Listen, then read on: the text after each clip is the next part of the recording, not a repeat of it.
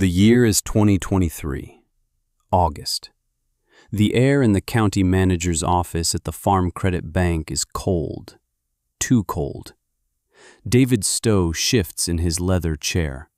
He's reviewing the annual regional agricultural reports, a sea of numbers, yields per acre, profit margins, debt-to-income ratios. Most of it is predictable. 0.1% up here, 0.25% down there. The slow, grinding rhythm of modern farming. He turns a page, and he stops. His eyes fix on a single-line entry. Miller Ranch. Operator, Clara Miller. Acres, 550. Gross revenue, $481,250.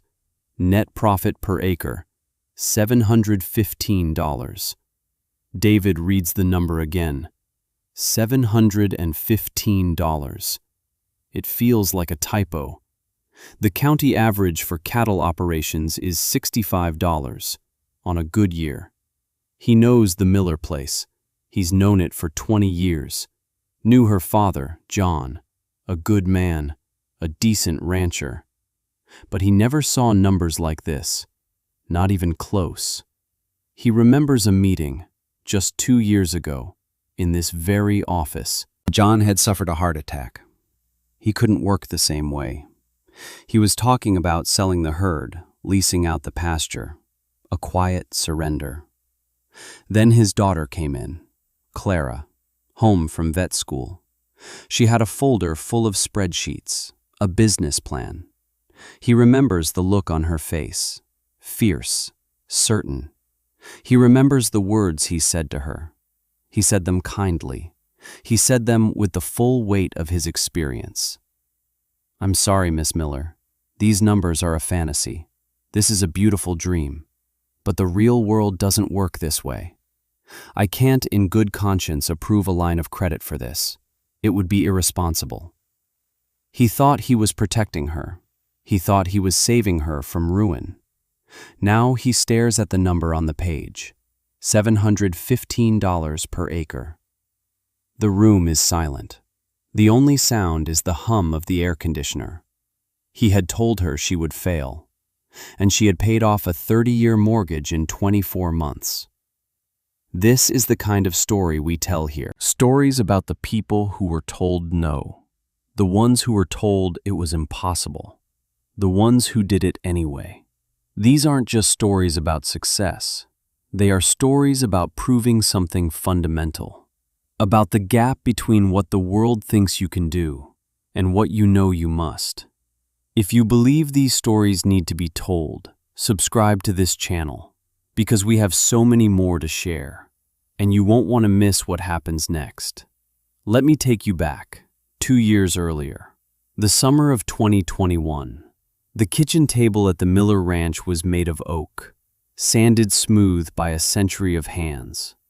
John Miller's hands rested on its surface. They were big hands, calloused, but they trembled slightly. In front of him, a stack of papers. Not a foreclosure notice, not yet, but the numbers were leading there. The slow, inevitable march of red ink. His heart attack 3 months prior had changed everything. The doctor's words were plain. No more 60-hour weeks. No more wrestling calves in the mud. No more lifting hay bales alone. The life he knew was over. His body had made a decision for him. His plan was simple. It was painful. Sell most of the herd. Keep a few dozen head. Lease the north pasture to the big corporate farm next door. It was enough to keep the bank happy. It was enough to stay in the house his grandfather built. It was a managed defeat, a quiet retreat from the life that had almost killed him. Clara came home that afternoon. She was supposed to be in her 3rd year of vet school, studying bovine genetics. She saw the papers on the table. She saw the look in her father's eyes, a look she had never seen before. Not resignation, something quieter. The look of a man who had run out of options. She sat down across from him. She didn't touch the papers. She just looked at him. The silence in the kitchen was heavy, full of unspoken history, full of the smell of dust and summer heat. Then she spoke. Her voice was calm. "I'm not going back to school, Dad." John looked up. His eyes narrowed slightly. "What are you talking about? Of course you are. You're almost done." "I'm staying here. I'm going to run the ranch." John felt a cold spike of fear. It was sharper than any pain from his heart. He shook his head. "No, absolutely not." Clara's jaw set. It was her grandfather's jaw, stubborn, unyielding. "I can do this. I've been studying a new way, a better way. We can make this place work." He stood up then, pushed his chair back. He walked to the window, looked out at the fields, brown and tired under the August sun. "Clara," he said, his back to her, "I have been working this land for 40 years. I know every fence post, every dry creek bed. I know the numbers." He turned to face her. His face was full of a terrible kindness. "The numbers don't work. Not anymore. The cost of feed, the cost of fuel, the price at the sale barn. It's a slow death. I've been living it for a decade. I will not." He paused, his voice thick. "I will not watch you do the same. I won't watch this land break your back, the way it almost broke mine. This isn't a discussion. This is me protecting my daughter. This is the most dangerous limitation, the one imposed by someone who genuinely believes they are protecting you. Certainty about another person's capabilities, delivered with kindness. It is more damaging than outright hostility, because you cannot fight it with anger. It can only be disproven, with years of work, or in Clara's case, with a single sheet of paper. She didn't argue. She didn't raise her voice. She simply stood up, walked out of the kitchen. She went to the old barn, the one her great-grandfather had raised in 1922. Inside, it smelled of hay and thyme. In a dusty corner was an old wooden desk. In the bottom drawer were the ledgers. Her grandfather's farm records, dating back to 1950. Page after page of careful script. Rainfall totals, hay yields, calving dates, sale prices. He hadn't just recorded the numbers, he had recorded the land itself. Clara took the ledgers back to the house. She spread them out on the oak table. Next to them, she opened her laptop. She worked all night. The glow of the screen illuminated her face. She cross-referenced the old knowledge with new science. Rotational grazing models, soil carbon sequestration rates, direct-to-consumer market analysis. She built a bridge between her grandfather's wisdom and her modern education. The old way wasn't the problem. The new way wasn't the solution. The problem was the broken middle, the part where farmers got lost between the land and the market. At dawn, she was done.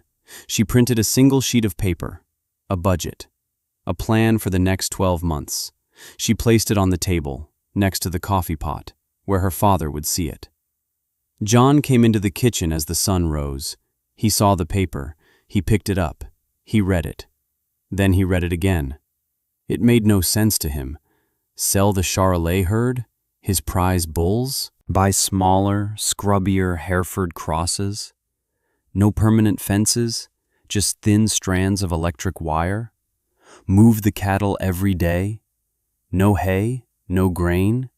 Sell beef in little boxes from a website? It sounded like madness, like something a professor would dream up, someone who had never pulled a calf in a freezing rain. He looked at the bottom line, the projected net profit, $95,000. He had never cleared more than $30,000 in his life. He looked at his daughter. She was sitting at the table, watching him. Her eyes were tired but clear. He saw the certainty in them, and he felt something he couldn't quite name. It wasn't anger. It wasn't contempt. Something softer. And in some ways worse. It was pity. Pity for her youthful hope. He knew the world would crush it, but he also knew he couldn't be the one to do it. Not again. 1 year, he said. His voice was flat. You have 1 year. You use your college money, not the ranch's credit. If it doesn't work, we sell. No arguments. Clara nodded once. Thank you, Dad. That was all. The quiet decision was made, and the work began. The first change was the most brutal. John had to watch as a stock trailer hauled away his herd. The big, muscular Charolais cattle he had spent 20 years breeding. They were beautiful animals. Bred for the feedlot. Bred for cheap grain and fast growth. They were also bred for debt. Clara sold the entire herd of 150 head. She got a fair price, $210,000, cash. The neighbors started talking immediately. Heard John Miller sold his herd. Guess his heart trouble was worse than they thought. Shame. His daughter's running the place now. Fresh out of college. Thinks she knows everything. 2 weeks later, another truck arrived. It unloaded a different kind of animal. Smaller, shorter legs, deeper chests. A mixed herd of Hereford and Angus crosses. They weren't as impressive to look at. They were bred for something different. They were bred for grass. She bought 100 cows and 4 bulls. The total cost was $155,000, cash. She had a net gain of $55,000 and a smaller herd. The neighbors talked more. She sold prize-winning stock and bought a bunch of scrub cattle. That girl is going to run her father into the ground. Next came the fences. John's fences were permanent, woven wire and cedar posts. They were monuments to control, dictating where the cattle could and could not go. They took a month to build and cost a fortune to maintain. Clara bought a trailer full of step-in plastic posts and spools of polywire and a solar-powered fence charger. Total cost, $4,800. Cash. She spent the next week walking the pastures, not building fences, but observing. She looked at the grass, the types of forage, the angle of the sun, the flow of the water. Then she started dividing the land, not into big, permanent pastures, but into small, temporary paddocks. Each one was just a few acres, enough for the herd for a single day. Every morning, she would go out on a small ATV. She would take down a line of fence And put up a new one. It took her about an hour. The cattle learned the routine quickly. They would see her coming.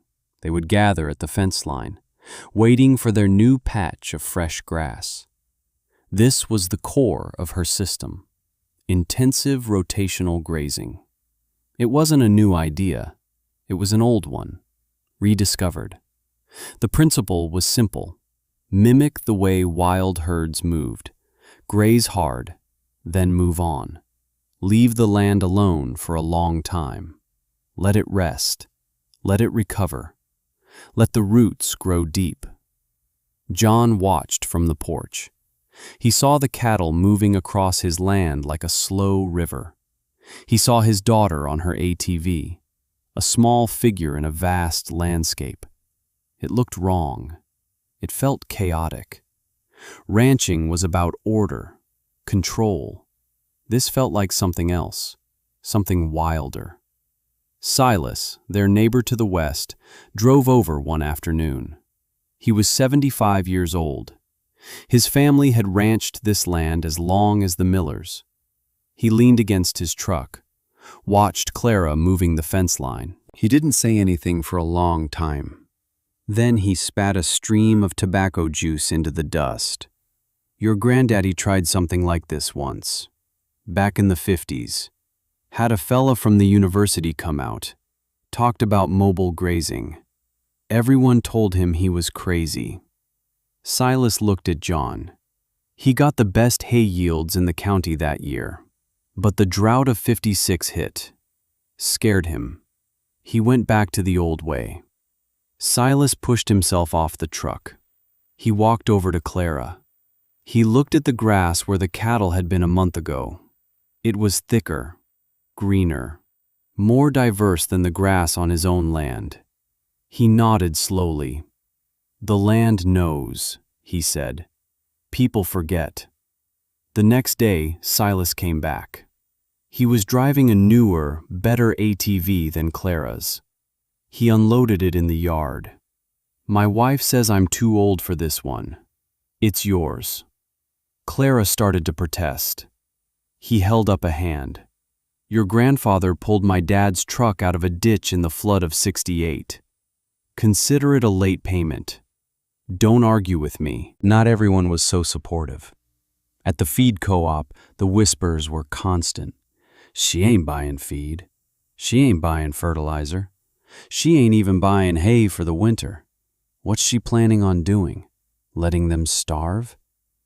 One of the older ranchers, a man named Henderson, confronted John by the loading dock.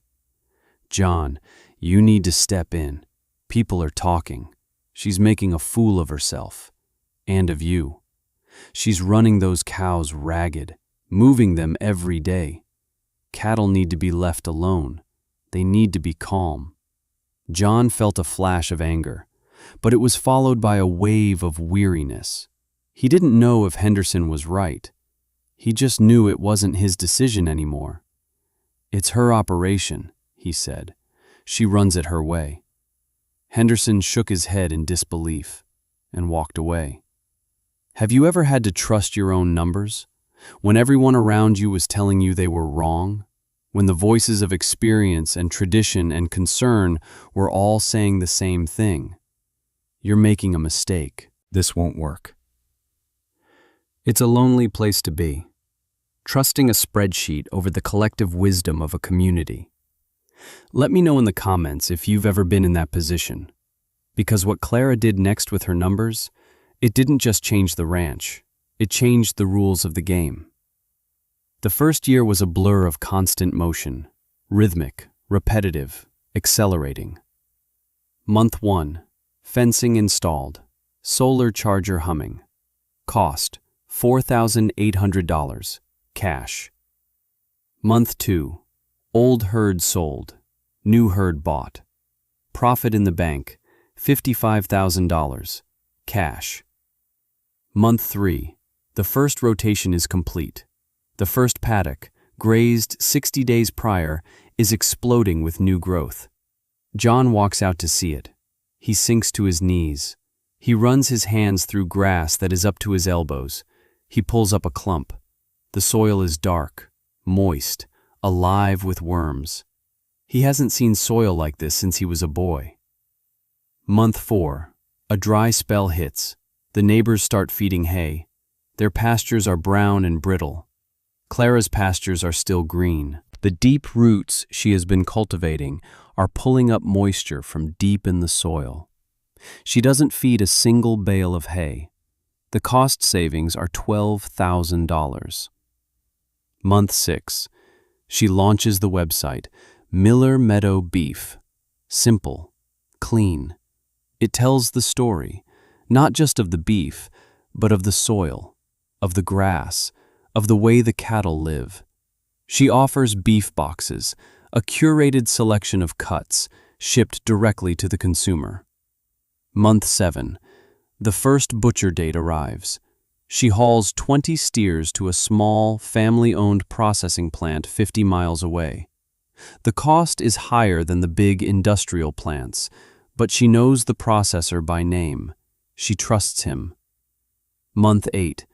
The first beef boxes are ready. She sends an email to a list she has been building. Friends, family, people from the city who had visited the local farmers market. She prices the beef at a premium, not because it's organic or has a fancy label, but because it's different. The quality is higher. The story is real.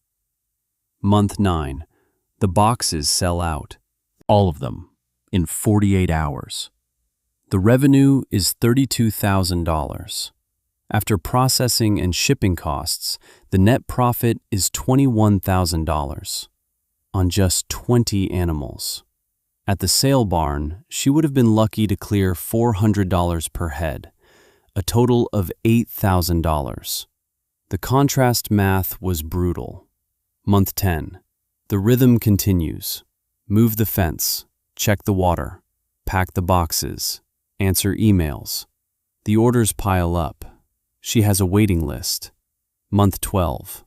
The end of the first year. It's a cold evening in January. Clara sits at the oak table, the same table where her father told her no. She has her laptop open. John sits across from her. He hasn't asked about the finances, not once.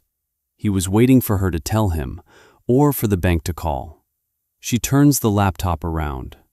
On the screen is a profit and loss statement. Gross revenue, $205,000.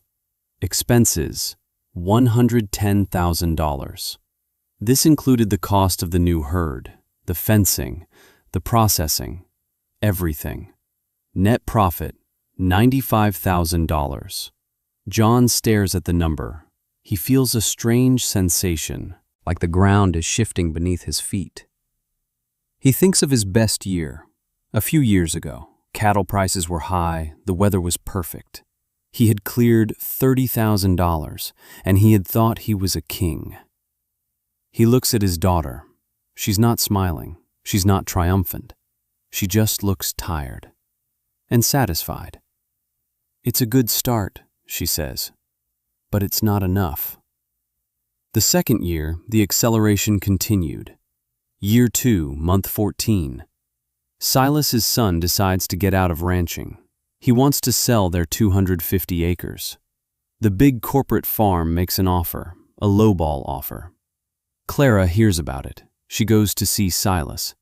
She makes him a better offer, not a lease, a purchase. She offers him 10% above the corporate price, and she offers it in cash. She uses the profit from the first year and the money left from selling the old herd. Year 2, month 16. Miller Ranch is now 550 acres. She doesn't double her herd. She keeps the same number of cattle. She gives them more space, more rest for each paddock. The land gets healthier. The grass gets richer. The animals get healthier. Her vet bills are 0. Year 2, month 18. She adds a new element, a flock of 200 sheep. They follow the cattle in the rotation. The sheep eat the weeds the cattle leave behind. They graze closer to the ground. They spread a different kind of manure. They are a second wave of restoration and a second stream of income. Lamb boxes are added to the website. They sell out faster than the beef. Year 2, month 20. She can't do it all herself anymore. The shipping, the emails, the daily fence moves. She puts an ad in the local paper, hires a young man from town. His name is Leo. He's 19. He had been told his only option was working at the dollar store or leaving. Clara pays him $15 an hour, and she teaches him everything: how to read the grass, how to manage the rotation, how to see the land as a living system.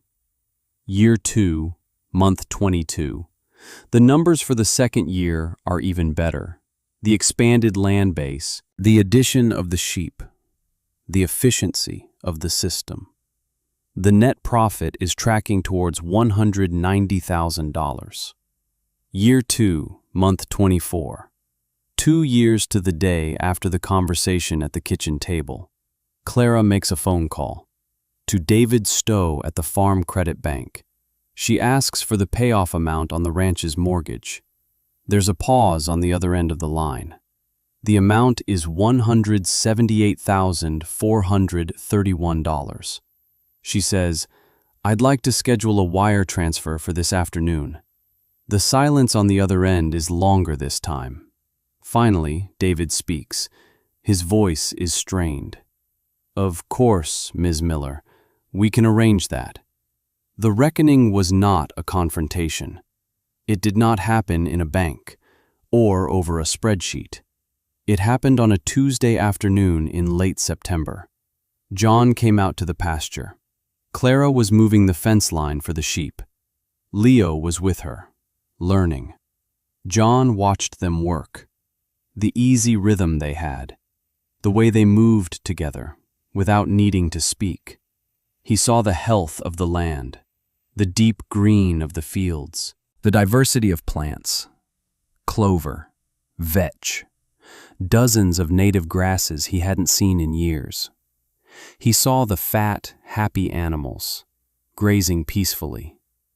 He walked over to his daughter. Leo nodded at him respectfully and moved down the line. John stood beside Clara. For a long time he just watched her hands, quickly and efficiently clipping the wire to a new post. "Your grandfather," he said, his voice quiet. "He always said the land knows what it needs. I think I forgot how to listen." Clara didn't stop her work. She just nodded. He took a deep breath. The confession was hard. It felt like pulling a stone from his own throat. All those years. I thought I was fighting the market, fighting the weather, fighting the bank. He looked at her. His eyes were wet. I was fighting the land itself. I was working against it, not with it. You're working with it. That's the difference. Then came the quiet devastation, the real apology. I thought I was protecting you from failing, from getting hurt. He shook his head slowly. But that wasn't the truth. The truth is, I was protecting myself from having to watch you be better at this than I ever was, proving someone wrong who thinks they are being kind. It is the loneliest fight there is. Clara stopped working then. She looked at her father, really looked at him. She saw the years of struggle in his face, the weight of his love, the burden of his fear. She did not gloat. She did not say, "I told you so." She just held out a fence post. Her voice was soft. "Help me with this corner, Dad. It's a little crooked." And together they set the post, making it straight, making it strong. The legacy of Miller Ranch is not a number in a bank report. It's not a paid-off mortgage. Those are just results. The real legacy is a ripple effect. It started with Leo. He worked for Clara for 3 years. He saved his money. He learned the business. Last spring, he bought his own piece of land, a small, forgotten 50-acre plot. He's raising chickens and pigs, using the same rotational model. He sells his products through Clara's website. They are partners now. Then came the co-op. Clara knew other small ranchers were struggling, facing the same pressures her father had. She invited 5 of them to her ranch. She walked them through her system, showed them her numbers. She didn't preach. She just showed them the evidence. 3 of them decided to try it. They formed a cooperative, the Miller Meadow Collective. They pool their resources.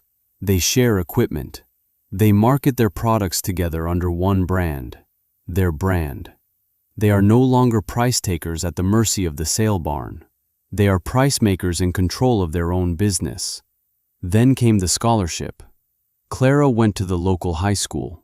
She established the John Miller Legacy Scholarship. It wasn't for the student with the best grades or the best athlete. It was for the student who wanted to stay, the one who wanted to work the land, the one who had a plan to build something in their own community. It provides $5,000 and a summer internship at Miller Ranch. The first recipient is a young woman who wants to start a rotational dairy. Clara is her mentor. The ripple continues outward. The local soil and water conservation district now uses Miller Ranch as a demonstration farm. University classes tour the property, the corporate farm next door, the one that wanted to lease their land. Their manager called Clara last month. He wanted to know how she was keeping her grass so green with so little rain. She invited him over. She walked him through the pastures. She showed him the soil. She didn't charge him a dime. Because the legacy is not about holding knowledge. It is about sharing it. The final artifact of this story sits on the oak table in the Miller kitchen. It is still there, today. On one side sits her grandfather's ledger, its cover worn soft as leather, its pages filled with elegant, looping script. A history of the land written in ink. On the other side sits Clara's laptop, open to a satellite map of the ranch, overlaid with polygons showing the grazing plan for the next 3 months. A future for the land written in code. John sits at that table every morning.